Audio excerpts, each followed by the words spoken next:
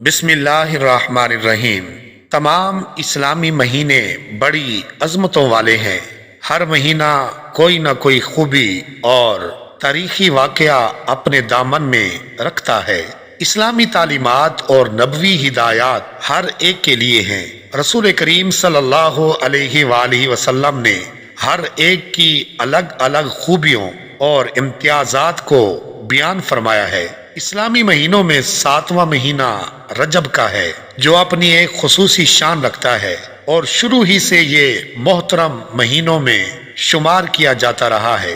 رجب عربی زبان میں ترجیب سے بنا ہے اور ترجیب کے معنی تعظیم و تکریم کے آتے ہیں، اور رجب کے ساتھ مرجب کا لفظ بڑھا کر بھی اسی معنی کی نسبت کا لحاظ کیا جاتا ہے، کیونکہ مرجب کے معنی تعظیم کیے ہوئے کے آتے ہیں۔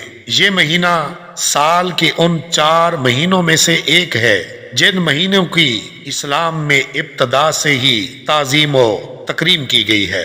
اسی طرح حضرت انس رضی اللہ عنہ سے مروی ہے کہ رسول اللہ صلی اللہ علیہ وآلہ وسلم سے ماہ رجب کی وجہ تسمیہ دریافت کی گئی تو آپ صلی اللہ علیہ وآلہ وسلم نے ارشاد فرمایا، لِأَنَّهُ يُتَرَجَّبُ فِيهِ خَيْرٌ كَثِيرٌ لِشَعْبَانَ وَرَمَضَانَ، یعنی اس کی وجہ تسمیہ یہ ہے کہ اس میں شعبان اور رمضان کے لیے بہت سارے خیر کی تیاری کی جاتی ہے، یعنی رجب تیاری کے معنی میں ہے۔ اس کے علاوہ بھی علماء نے ماہ رجب کی وجہ تسمیہ بیان کی ہے، لیکن ان تمام میں سب سے زیادہ مناسبت رکھنے والی وجہ وہ تعظیم و تکریم کے معنی والی ہے۔